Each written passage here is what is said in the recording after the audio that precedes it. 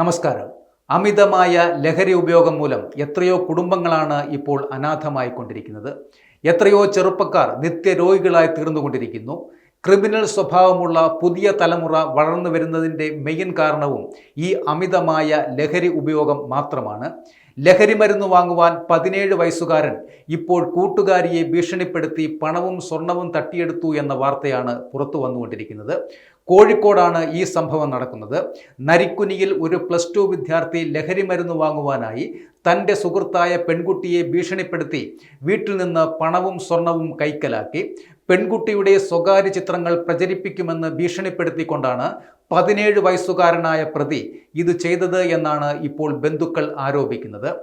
വീട്ടിൽ നിന്നും പണം നഷ്ടപ്പെടുന്നത് ശ്രദ്ധയിൽപ്പെട്ടതിനെ തുടർന്ന് വീട്ടുകാർ നടത്തിയ ചോദ്യം ചെയ്യലിലാണ് പെൺകുട്ടി ഈ വിവരങ്ങളെല്ലാം വെളിപ്പെടുത്തിയത്. ലഹരി മാഫിയയുമായി ബന്ധമുള്ള വിദ്യാർത്ഥിയാണ് പ്രതിയെന്ന് പെൺകുട്ടിയുടെ കുടുംബവും പറയുന്നുണ്ട്.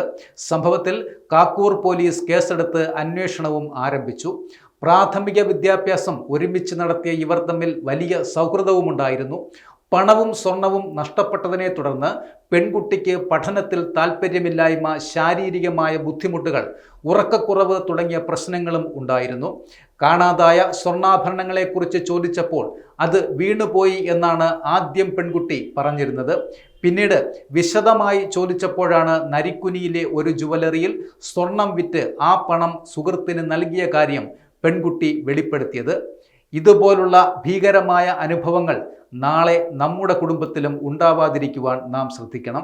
മാരകമായ ലഹരി ഉപയോഗം മൂലം പല കുടുംബങ്ങളും തകർന്നുകൊണ്ടിരിക്കുന്ന ഈ അവസ്ഥയിൽ നമ്മൾ ജാഗ്രത പാലിക്കേണ്ടതാണ്.